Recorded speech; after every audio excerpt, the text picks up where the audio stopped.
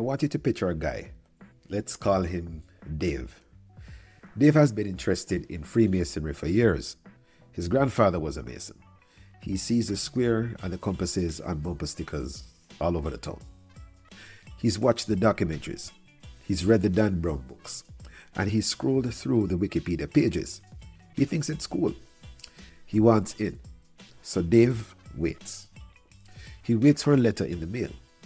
He waits for a guy in a black suit to tap him on the shoulder at the grocery store. He waits for his uncle to mysteriously slide a ring across the table at Thanksgiving and whisper, "It's time." And Dave is going to keep waiting until the day he dies, because that invitation is never coming.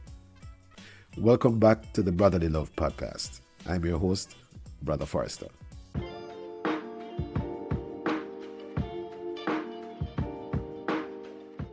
In the last episode, I told you why I joined. The need for brotherhood, for structure, for a place to be a man in a world that's confused about what that means. Today, we're getting practical.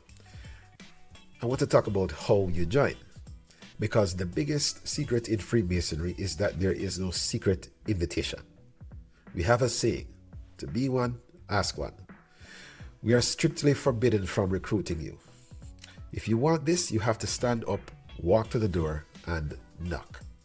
You have to want it for yourself. But before you go typing lodge near me into Google, we need to have a serious conversation. Because the truth is, not everyone can be a Mason.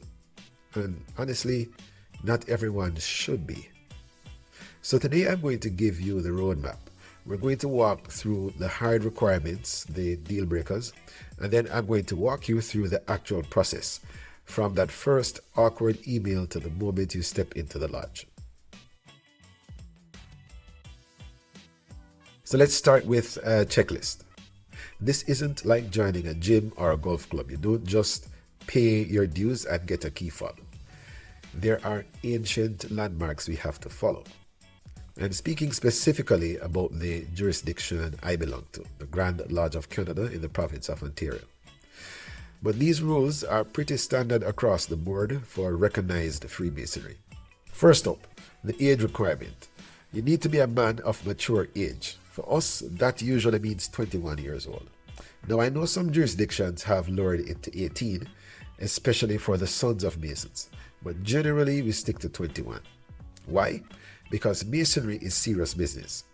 It involves solemn obligations and heavy philosophical concepts. You want to make sure you've lived a little bit of life, made a few mistakes, and actually know who you are before you try to improve who you are. Second, the residency requirement. You need to live in the district where the lodge is located, usually for at least 1 year. This catches a lot of guys off guard. They want to join a lodge in the city where they work, even though they live 2 hours away. Or they just moved to town last week and want to sign up. The reason for the rule is simple. We need to know you. We need to know that you're a stable member of the community, not a drifter who's going to vanish in 3 months. Freemasonry is local. It's about building up the community where our boots are on the ground. Thirdly, the faith requirement. This is a big one. This is the one that stops people in their tracks. Freemasonry is not religion. I cannot stress that enough. We have no theology, no path to salvation, no priests. But, it's a big but, we are religious in character. To join, you must be a believer. Atheism is an absolute disqualifier. When you apply, you are going to be asked 3 questions, and you need to be able to answer yes to all of them without crossing your fingers behind your back. First question, do you believe in the existence of a supreme being, a higher power? We don't care if you call him God, Allah, Yahweh, or the great architect of the universe as we do.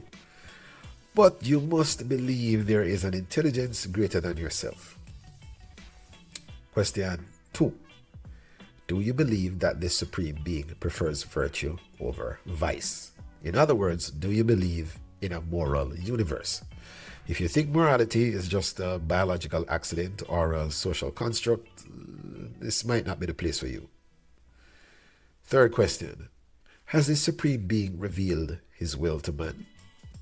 This usually implies a volume of sacred law, the Bible, the Quran, the Torah, the Vedas. If you can't say yes to those, you can't be a Mason. Why? Because we take oaths on that holy book. If that book is just paper to you, then your oath is just words. And if your oath is just words, the whole structure collapses. Now there's a fourth requirement. You won't always find this one written in the Book of Constitution, but it's the best advice I can give you. It's the stability requirement.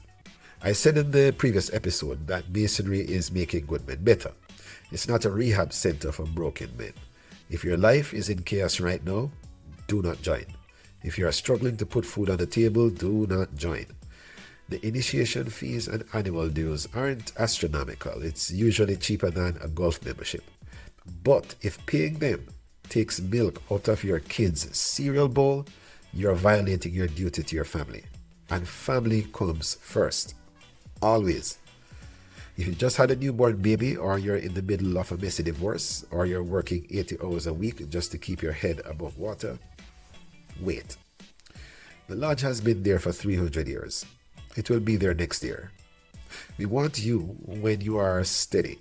We want you when you have the mental and emotional bandwidth to actually contribute. If you come to us looking for Masonry to fix your marriage or solve your financial crisis, you're going to be disappointed. And you're going to burn out. Get your house in order first. Then come and help us build ours. All right. So you're 21, you've lived here for a year, you're a believer, and your life is stable. What now? First thing, finding a lodge. If you live in a city or a decent-sized town, I guarantee you there's a Masonic temple within 25-minute drive of your house. You've probably driven past it 1,000 times and never noticed the square and compasses on the brickwork. Go to Google. But, and here's a pro tip. Look for the official website of the Grand Lodge in your province or state or jurisdiction. For me, that's the Grand Lodge of Canada in the province of Ontario. They will have a lodge locator tool. Find a lodge that meets on a night you're free. If they meet on Tuesdays and you work Tuesday nights, don't try to force it. Find a Wednesday lodge. Then send an email or a message on their Facebook page. Keep it simple. Hi, my name is, I live in this area, I'm interested in Freemasonry, and I'd like to learn more. That's it. You don't need to write a manifesto. You don't need to write your life story. Just knock on the digital door.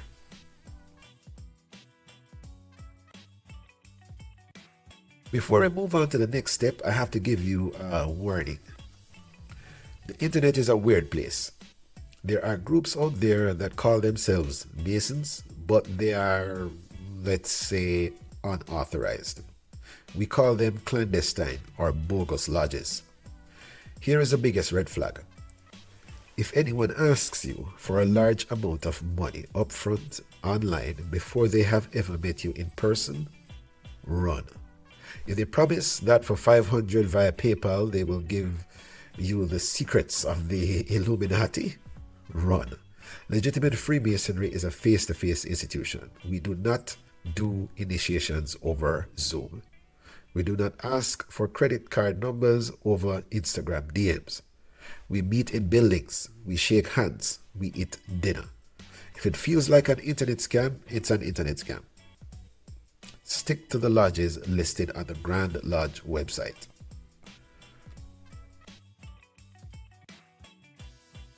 Okay, so you found a legit lodge, you sent the email, a guy named Bob emailed you back. Now what?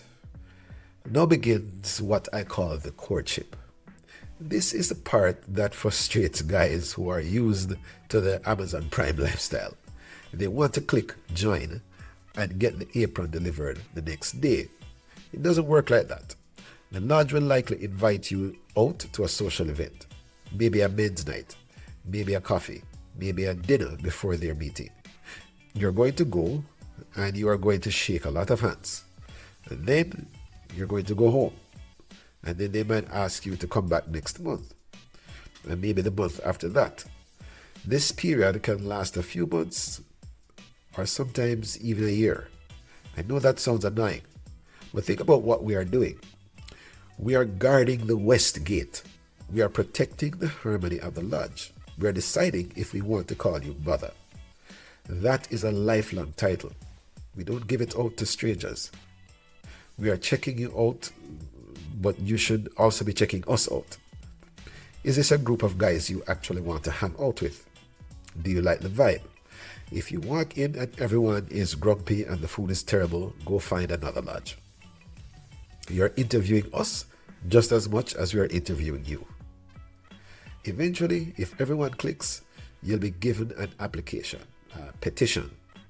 You fill it out, get 2 members to sign it, and hand it in with a check for your initiation fee. Once that paperwork is in, the lodge sends out an investigation committee.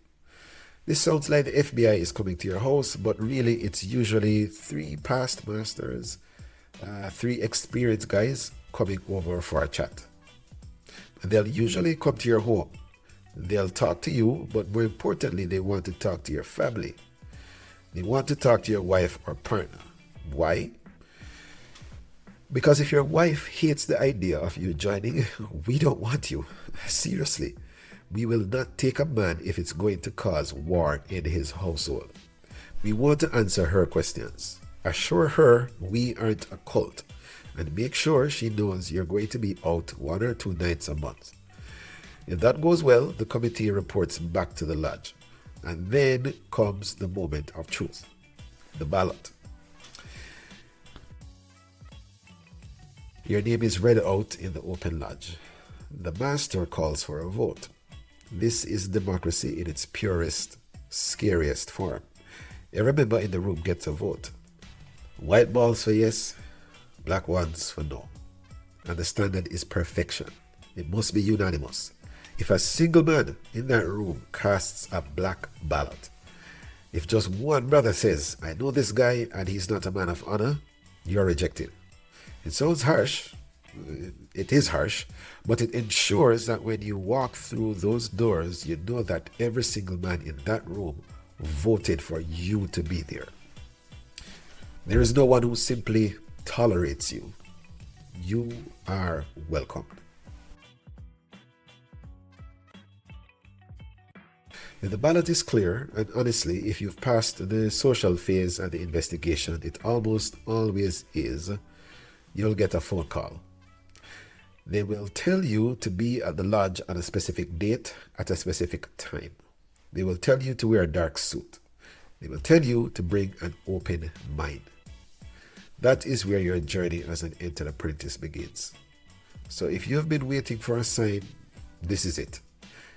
If you meet the criteria, if you're old enough, settled enough, and you believe in something bigger than yourself, then stop waiting for the mysterious tap on the shoulder. It won't come. Find the website, send the email, show up. It's a process, not a purchase.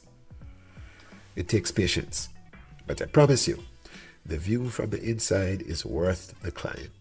This is a Brotherly Love podcast. Let's get to work.